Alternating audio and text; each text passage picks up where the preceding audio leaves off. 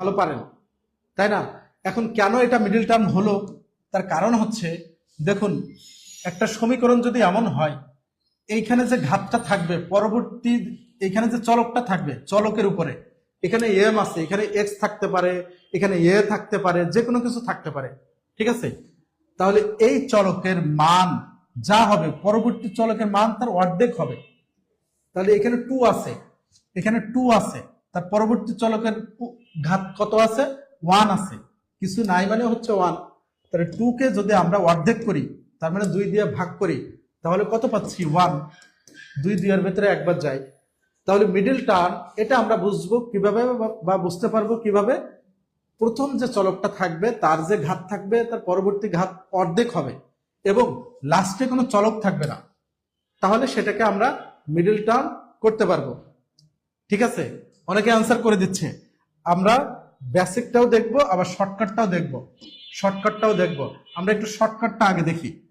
লাস্টে যে সংখ্যাটা থাকবে, এই সংখ্যাকে এমন দুইটা সংখ্যা দ্বারা আমরা বিভক্ত করব, যে দুইটা সংখ্যাকে যদি আমরা যোগ বিয়োগ করি, তাহলে মিডিলের এই সংখ্যাটা পাবো, মিডিলের সংখ্যাটা পাবো।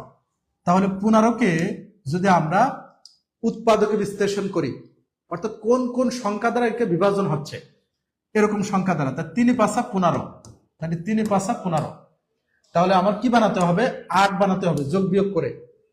তাহলে এটার সামনে যদি আমরা প্লাস দেই আর এটার সামনে যদি প্লাস দেই, তাহলেই কিন্তু আমরা +3 আর +5 8 হচ্ছে। এখন শুধুমাত্র আমরা এখানে এক্স জুড়ে দেবো, x+3 আর x+5, ঠিক আছে? তাহলে এটাই কিন্তু অ্যান্সার। সংখ্যাটাকে আমরা বিভক্ত করব, করে এখানে চিহ্নগুলো আমরা বসাবো। কি করলাম? দুইটা সংখ্যাকে আমরা যোগ করছি, অর্থাৎ +3 এবং +5। এখন এটার সামনে শুধু আমরা এক্স গুলো জুড়ে দিলেই আমাদের অ্যান্সার হয়ে যাবে।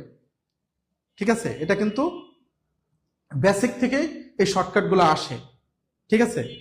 তাহলে আমরা আরেকটু সামনে আগাই। আমরা পরবর্তী ম্যাথটা আমরা বেসিকটাও দেখাবো, শর্টকাটটাও দেখাবো। ঠিক আছে? আমরা শর্টকাটটা আরেকবার দেখে নিই। একই ধরনের আমি আরো